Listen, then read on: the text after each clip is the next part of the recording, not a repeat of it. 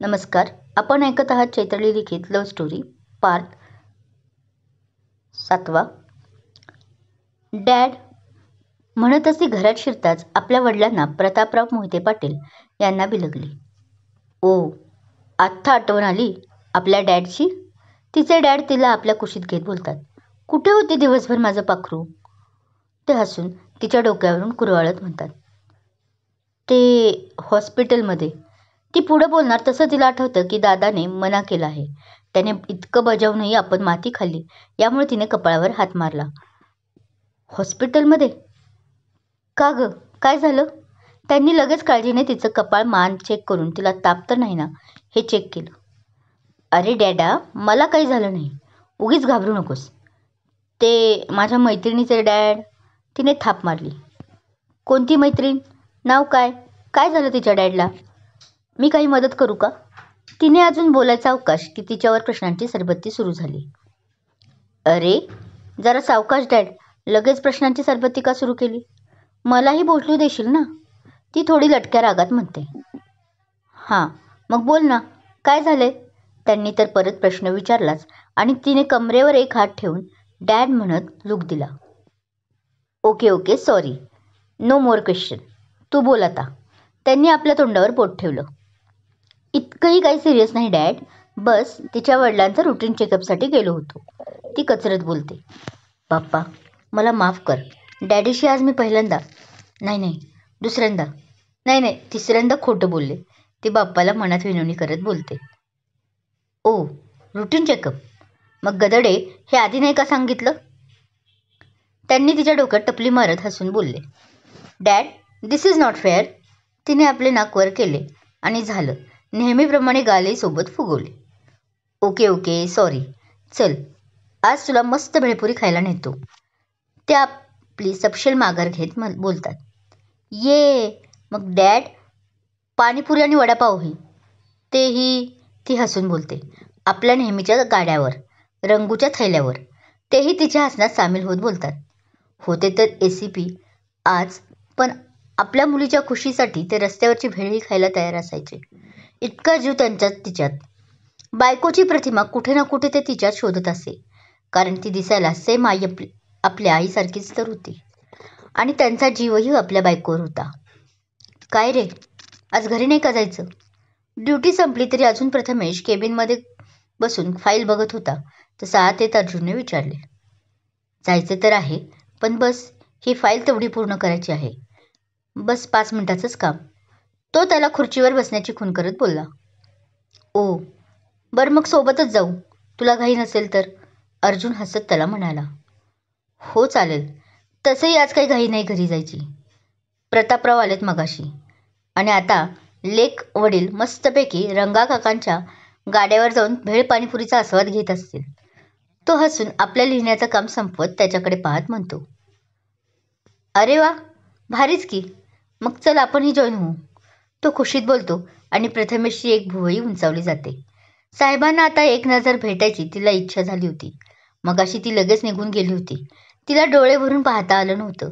मनाला उगीच त्यामुळे रुखरुख लागून राहिली होती. अरे म्हणजे तेवढीच काकांची भेट होईल. बरीच वर्ष झाली ना, एकाच फील्डमध्ये असूनही. तो आपल्या बाजू सावरत म्हणतो. चल, तो आपली फाई बाजूला करत म्हणतो. अरे पण तुझं काम? प्रथमेश फाईल बंद करतोय म्हटल्यावर अर्जुनने काळजीत विचारलं. अरे झालं आहे, बस एक साईन होती, तीही केली आहे मी. चल आता, म्हणत प्रथमेश आपला दांडुका कॅप उचलत बोलतो आणि दोघंही बाहेर पडतात.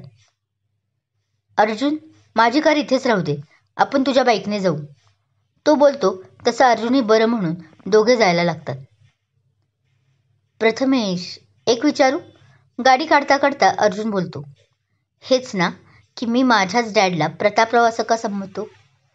तो हसून म्हणाला आणि ह्याला नवल वाटलं, कारण तोही सेम प्रश्न विचारणार होता. पण त्याचीच काय, तर आपल्या सर्व पोलिसांची नजर तितकी आता नक्कीच चाणाक्ष झाली आहे की न बोलता आपण समोरच्याच्या मनातलं सहज काढून घेऊ शकतो. त्याने नुसता हुंकार भरला, कारण सध्या तो बाईक चालवत होता. कारण माझ्या मॉमच्या जाण्याला ते कारणीभूत आहेत. तसं प्रथमेश बोलायला लागला. तिला जर वेळेस ट्रीटमेंट मिळाली असती डिलिव्हरीच्या काळात, तर आज माझी मॉम आमच्याबरोबर असती. मी तरी अर्जुन मॉमला पाहिलं आहे, पण माझ्या अरुने फक्त तिला फोटोत पाहिलं आहे, ज्यामुळे मी तिच्यासाठी तिळतिळ मनातून तुटत आहे. आई म्हणून एक वयात येणाऱ्या मुलीला का जवळ लागते हे जेव्हा तिचे पिरियड्स आले ना, तेव्हा मला समजलं. तेव्हा मला माझ्या मॉमची उणीव झाली. आपण कधीही कितीही काहीही केलं तरी आपल्या आईची जागा आरोहीच्या आयुष्यातील नाही भरून काढू शकत, हे मला गेल्या 2 वर्षापासून वाटत आहे, ज्याची मला खंत आहे. आणि प्रतापरावांचा रागही. तो बोलत होता. प्रामाणिकपणा त्याच्या डोळ्यात दिसून येत होता. आपल्या बहिणीबद्दल वाटणारी काळजी, तळमळ सगळेच भाव त्या डोळ्यात दिसत होते.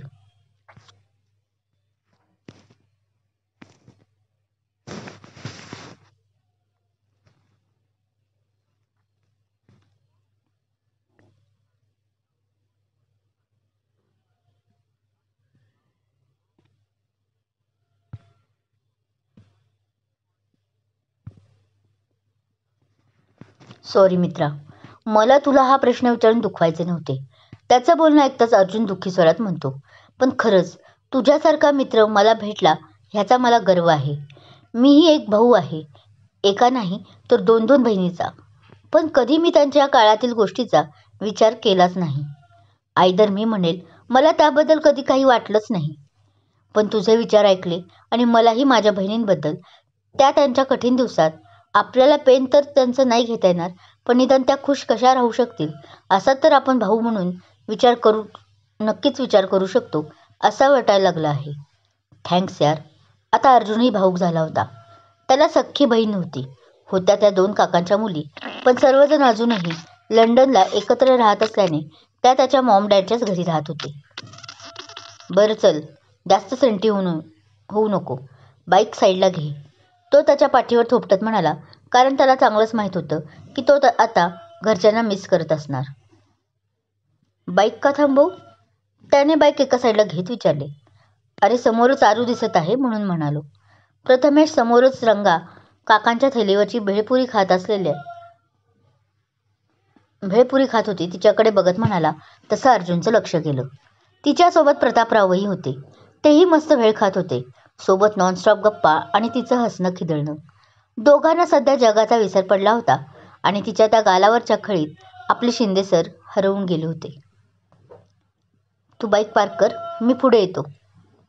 प्रतापराव एकदाच का बाहेरचं खायला लागले की मग त्यांना कंट्रोल करणं अवघड होऊन जातं आणि डॉक्टरांनी स्ट्रिक्ट बाहेरचं खाणं बंद केलं आहे त्यांचं.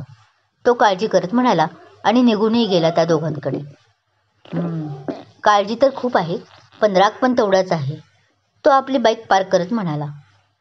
दाद्या, तू इथं काय करतोय? तिने आपली भेळ मागे लपवत विचारले. पण तिला काय माहीत, तिच्या दादाने आधीच दोघांना लांबूनच खाताना पाहिलं होतं, जे व्यर्थ होतं आता लपवणे. काका, आता लपून काय अर्थ नाही, आम्ही आधीच पाहिलं आहे. तोच अर्जुन तिथेच बोलतो. प्रतापरावही आपल्या मुलाला पाहून भेळीची प्लेट लपवत होते. प्रताप, डॅड जरा बेतानेच खा. प्रथमेश आधी प्रतापराव म्हणणार होता, पण 4 चौघात असं बापाचं नाव घेणं रास्त नव्हतं, म्हणून त्याने परत डॅड म्हटलं. त्याचा आनंद अर्थात प्रतापरावांना झाला होताच, पण आरोहीलाही झाला होता. तू सुद्धा ग, अर्जुन तिच्या कानात हळूच बोलतो आणि तिने स्वतःसाठी भरलेल्या भेळीचा चमचा या दोघांचं लक्ष नाही पाहून खाऊन घेतो. तिचे डोळे या प्रकारामुळे मोठेच्या मोठे होतात. आरू, तू खा की बिंदास, तुला नाही अडवलं मी. प्रथमेश ती नुसतीच रिकाम्या चमच्याकडे पाहत आहे हे पाहून बोलतो. हो ना, तू खाऊ शकतेस आता. बघ, गोड लागेल भेळ.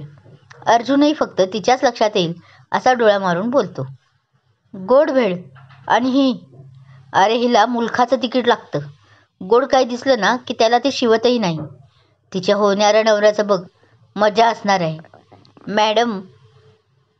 मॅडमवर चॉकलेटचा खर्च जो होणार नाही आमच्या दाजीसाहेबांचा. प्रथमेश हसून बोलतो, पण आता ठसका लागायची पाळी आपल्या अर्जुनवर होती. नवरा, दाजी, काय चाललंय काय पोरांनो तुमचं? प्रतापराव त्या तिघांचं म्हणजे प्रथमेशचं बोलून ऐकून म्हणतात. डॅड, अर्जुन, तोच प्रथमेश अर्जुनला पुढे करतो आणि ठसका एक साथ दोघांना लागतो. अर्जुन आरोहींना. अरे, तुम्हा दोघांना काय झालं? बहुतेक भेळ तिखट झाली वाटतं. जा, पाणी पिऊन या. प्रथमेश तिच्या हातातली भेळकडे पाहत बोलतो. डॅड, ह्याला तुम्ही ओळखलं असेल. माझ्या लहानपणीचा आणि आत्ताचा मित्र, माझा सहकारी पोलीस इन्स्पेक्टर अर्जुन शिंदे. प्रथमेश आज पहिल्यांदाच आपल्या डॅडशी खुलून बोलत होता. येस, आठवला. लंडनला गेला होतास ना तू? ते हसत म्हणतात. हो काका, पण 3 वर्ष झाली भारतात आता येऊन. नमस्कार करत अर्जुन बोलतो. मी आलोच पाणी पिऊन. त्याला आता तिथून चटकायचे होते, कारण आजचं प्रथमेशचं वागणं त्याला डिस्टर्ब करत होतं. आज झालंय काय अर्जुनला? पहिल्यांदाच भेटलो आम्ही आणि तरीही माझ्यावर एक वेगळाच हक्क दाखवत आहेत. मगाशी कॉफी काय माझ्या स्ट्रॉने पिली. ती बडबड करत पाणी पित होती. कोणी ऐकायला नाही म्हणून आवाज जरा मोठा होता तिचा. जे मागं उभं राहून अर्जुन ऐकत होता आणि गालात हसत होता. कधी कळणार या वेड्या मुलीला? I love her deeply. कधी कसं मलाही नाही माहीत. शायद कालच्या रात्रीचा परिणाम असेल. काल तर सारखं आय लव्ह यू म्हणत होती मला, पण आज आहे की साधं नीट बोलतही नाही. आणि इतके चान्स दिले मी जे तिच्याबद्दल फील करतोय सांगण्याचं, तेही तिला कळत नाही. तो शेवटचं वाक्य थोडंसं बोलताना नाराजीच्या सुरात म्हणतो आणि एक दीर्घ श्वास सोडतो.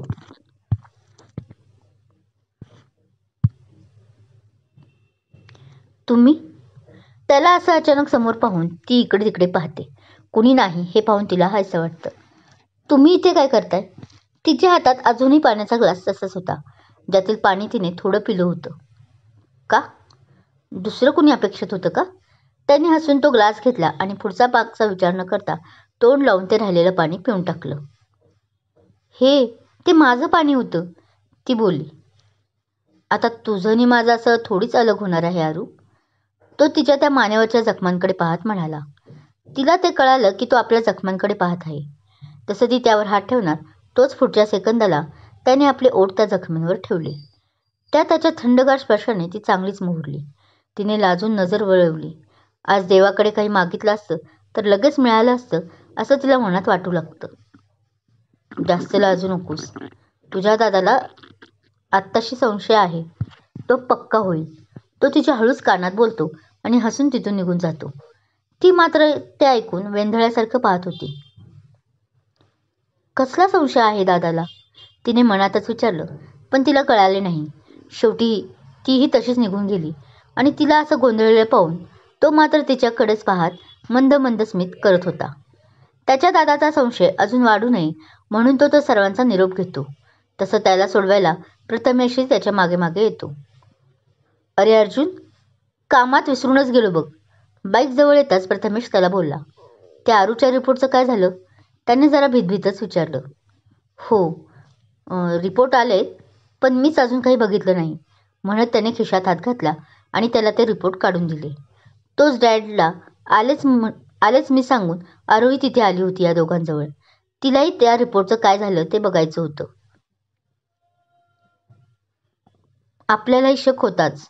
प्रथमेश तो रिपोर्ट वाचून म्हणाला. कसला शक दादा? तिने भीतभीत अर्जुनकडे पाहून दादाला विचारले. आरू, तू इथे का आली? डॅडकडे जा. त्यांना काय वाटेल असं आपण एकटं सोडल्याने? प्रथमेश तिला रागवत म्हणतो. त्याला काही वाटणार नाही. मी त्याला गाडीत बसायला सांगून आले आहे. तीही त्याला त्याच टोनमध्ये उत्तर देते. आणि हे माझे रिपोर्ट आहेत, त्यामुळे मला कळणं गरजेचं आहे. ती म्हणते तसं दादा सुस्कारा सोडतो. आजपर्यंत असं कधी झालं आहे का की तिने दादाचं ऐकलं होतं जेव्हा गोष्ट तिची किंवा तिच्या संदर्भात होती? आता सांग, काय आहे माझ्या रिपोर्टमध्ये? तिने तो रिपोर्ट हिसकावून घेत विचारलं. ती नजर टाकते, पण तिला तितकंसं कळत नव्हतं म्हणून ती तिच्या दादालाच विचारते. आरू बेटा, ते काल तुला 2 ड्रग्स देण्यात आले.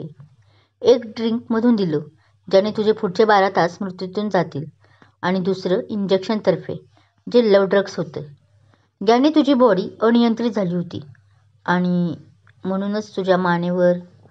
आता अर्जुन तिला खूप प्रेमाने समजावत होता. त्याने मान म्हटलं आणि प्रथमेशला क्लिक झालं. तो जाम बिथरला. कारण पोलीस लाईनमध्ये असल्याने हे लव्ह ड्रग्स काय आहे आणि कसं काम करतं हे त्याला चांगलंच माहीत होतं. तुला काय म्हणायचंय? काल रात्री तिच्यावर? प्रथमेश घाबरतच म्हणाला. अर्जुनने हुंकार भरला. बट डोंट वरी, मी पाहतो सर्व. जो कोणी असेल त्याला शिक्षा होईल. Trust me. अर्जुन त्याचा हात हातात घेऊन म्हणाला. तिला जास्त कळत नव्हतं, पण आपल्यावर कोणीतरी जबरदस्ती केली आहे हे तिला समजत होतं. पण तो गुन्हेगार सापडताच मला आधी तू सांगायचं. प्रथमेशनं त्याला जवळजवळ वॉर्नच केलं. हो रे, नक्की. अर्जुन बोलला खरं, पण मनातून चांगलाच टरकलाही होता. जर प्रथमेशला कळालं की काल आपणच होतो तिच्याबरोबर तर? या विचारानेच त्याला घाम फुटला होता. आरोही, उद्या वेळ आहे का तुला? त्याने आरोहीला विचारलं. तसं आता मात्र दादाने कमरेवर हात ठेवून त्याच्याकडे भुवई उंचावत पाहिले. काय काय चाललंय काय आहे तुमच्या दोघांमध्ये? दुपारपासून तुमचा हा हाईड अँड सीक गेम मी पाहतो आहे, म्हटलं. आणि तू रे नालायक मित्रा, सरळ सरळ भावासमोरच बहिणीला डेटवर न्यायचं म्हणतोस. लाज नाही वाटत? त्याने रागात म्हटले. आणि दोघंही एकमेकांकडे पाहिले, जणू खरंच त्यांची चोरी दादाने पकडली होती. क्रमशः. काय वाटते? दादाचा होकार असेल या प्रेमवीरांना? जिथून अजून यांनी एकमेकांना आपलं प्रेम आहे असं सांगितलंही नाही. असं असताना पाहू पुढच्या भागात. भाग कसा वाटला कमेंट करून नक्की सांगा. कथा आवडत असल्यास लाईक करा, शेअर करा, कमेंट्स करा. आणि हो, अजूनही माझा चॅनल सबस्क्राईब केला नसेल तर सबस्क्राईब जरूर करा. थँक्यू.